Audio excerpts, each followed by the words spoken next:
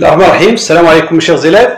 Toujours dans la série des logarithmes, on va voir aujourd'hui l'exercice 2, la résolution d'une équation en utilisant ln et la trigonométrie, sinus, tangente et cosinus. Donc avant de résoudre cette équation, alors lisez bien, ln de la valeur absolue de sinus x plus ln de la valeur absolue de tangente x plus ln de la valeur absolue de cosinus x. On cherche la solution de cette équation. Bien sûr, avant de résoudre cette équation, il faut déterminer le domaine d'étude. Pourquoi? Parce que ln n'est défini que si vous avez ce nombre-là supérieur strictement à 0. De même ici, de même ici. Là, les nombres sont positifs puisque vous avez des valeurs absolues. Donc, il faut maintenant faire attention au 0. Je commence donc par déterminer le domaine d'étude. Alors, ln, valeur absolue de sinus x, existe si sinus x est différent de 0. Alors, je ne dis pas de problème de si parce que c'est positif avec la valeur absolue. Ce qui est équivalent à x appartient, ou bien x est différent de kpi, avec k appartient à z. De même, ln, valeur absolue de tangente x, existe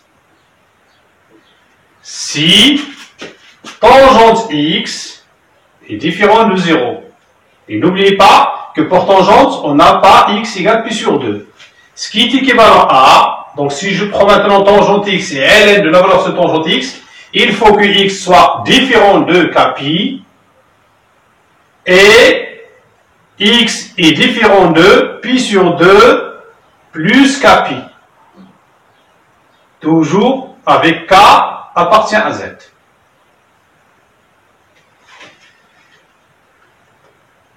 Enfin, ln de valeur absolue de cosinus x existe si cosinus x est différent de 0, ce qui est équivalent à x est différent de pi sur 2, différent, pi sur 2 plus kpi, toujours avec k appartenant à z.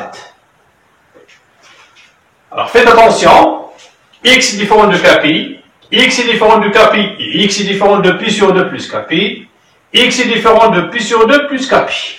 Si je prends les résultats ici, donc le domaine d'étude est égal à l'ensemble des x appartenant à R, tel que x est différent de k pi sur 2 avec k appartenant à z. K pi sur 2. Pourquoi? Alors, voici mon rsahl.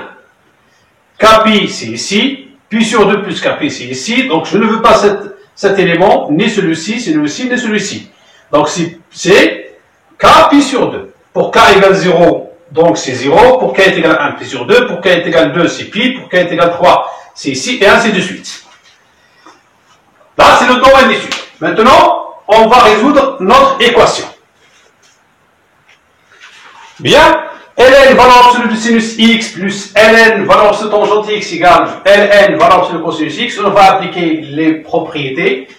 Alors, ln valeur absolue de sinus x plus ln valeur absolue de tangente x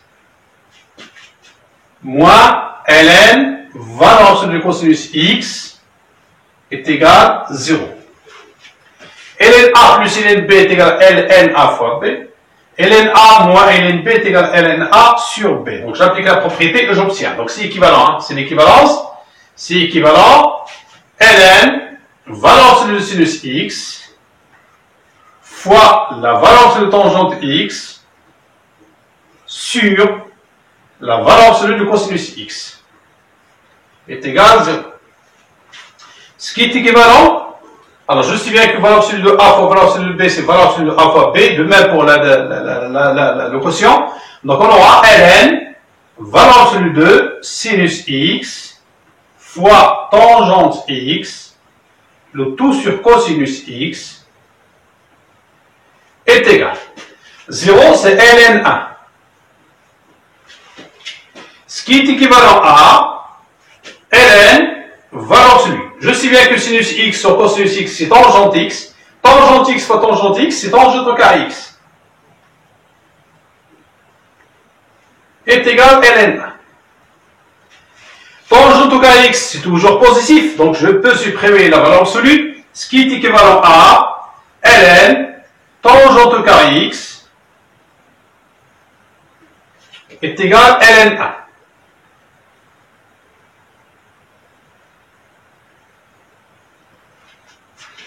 Alors faites attention ici, pour ne pas commettre d'erreur. Ce qui est équivalent à tangente au carré x est égal à 1. Équivalent à tangente x est égal à 1 ou tangente x est égal à moins 1.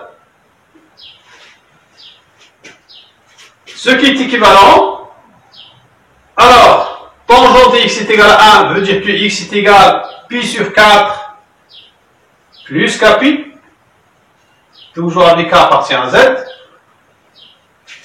Tangente x égale à moins 1 veut dire x est égal à moins pi sur 4 plus kpi, avec k appartenant à z.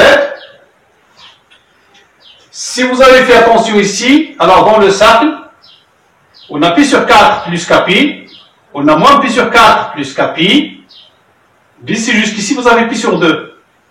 Donc plus pi sur 2, plus pi sur 2, plus pi sur 2, et ainsi de suite. Donc, ça veut dire que, il se dit que x est égal, c'est équivalent à, x est égal, pi sur 4, plus k pi sur 2, avec k appartient à z, et ce nombre appartient au domaine d'étude. Donc, au domaine d'étude, on a, ces éléments-là ne sont pas solutions de l'équation, ne sont pas définis. D'accord? Donc, résultat, l'ensemble de solutions de cette équation est égal, les éléments, pi sur 4, plus kpi sur 2, tel qu'avec k, appartient à z.